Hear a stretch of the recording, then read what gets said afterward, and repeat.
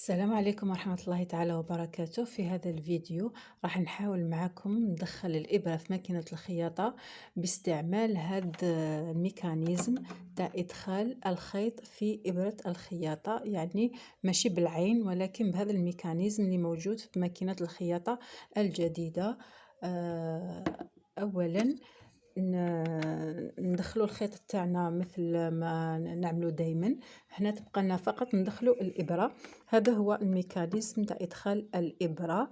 هنا هاو الخيط تاعنا، نهبطوا شوية هذا الميكانيزم، وكاين هنا واحد الكروشي هذا نجيو تحته هكذا وندخلوا الخيط، نكروشيوه في هذاك الكروشي راهو واضح، ومن بعد نمشوا الخيط الى ثقب الابره ونحاولوا نهبطوا هذا الميكانيزم الى الاخر حتى النقطه الاخيره.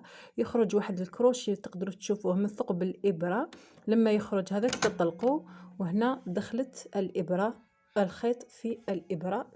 تجبدوا الخيط، هنا جبدنا الخيط راه يدخل خيط في الإبرة، خاصة للناس اللي ما يشوفوش مليح مثلي أنا. مليح هذا الميكانيزم يعني بلا ما تشقاو. نعاودو نهبطو شوية هذا الميكانيزم، ندخلو الخيط، نكروشيو الخيط في الكروشي.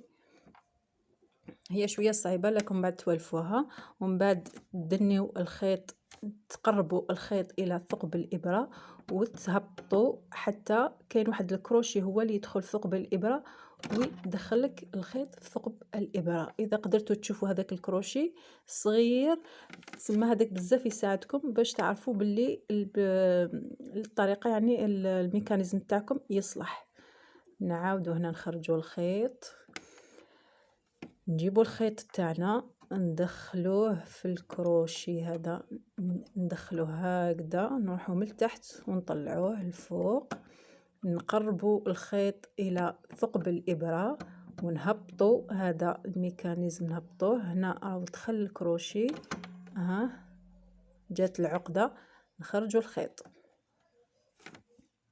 نديروا عده محاولات حتى انا راني نتعلم معكم. هبطوا، دوروا الكروشي، دنوه لثقب الإبرة، هبطوا الخيط ماكسيموم. هنا ما صلحت ليش، نعاودوا. بسم الله.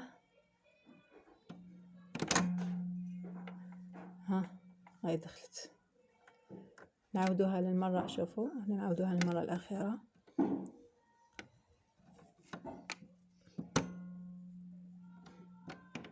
لازم هنا يهبط ماكسيموم، لازم هذا الميكانيزم يهبط لماكسيموم، ندنوه.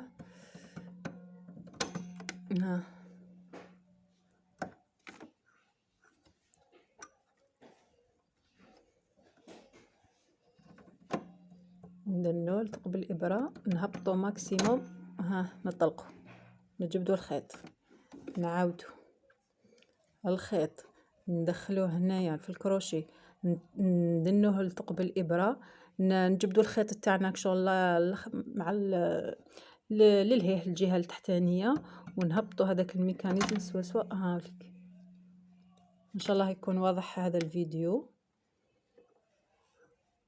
وشكرا على المتابعة. أتمنى الاشتراك في القناة وتفعيل الجرس ليصلكم الجديد. دمتم في رعاية الله وحفظه، إلى الملتقى إن شاء الله.